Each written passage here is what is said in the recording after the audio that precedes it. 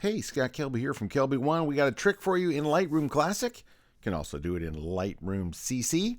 And it is an underused trick on how to make skies look better.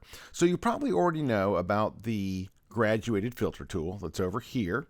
And you probably already know that you can add a graduated filter effect by lowering the exposure amount. Right? We'll just lower it a bunch here, and then you'll drag from top to bottom, and it darkens that sky and gives you that smooth gradient down to the horizon line. So that's not the trick. That's not bad. That's good. It's a good thing. But the little extra trick is to go over here and then add a little blue to the sky up here using the temperature slider. So just drag it to the left and bring in that blue. So that's it. It's a really simple tip, but it's one that I use quite a bit and find pretty handy.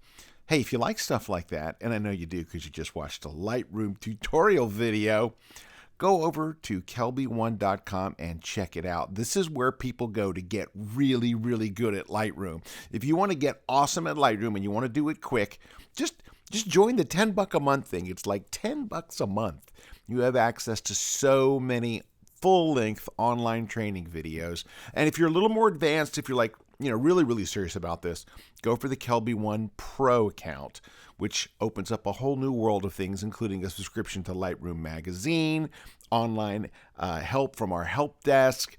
You're part of a worldwide community.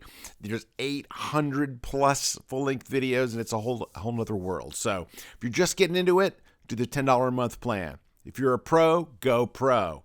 But either way, all the info's over at kelby1.com. Thanks for checking it out. We'll catch you guys next time.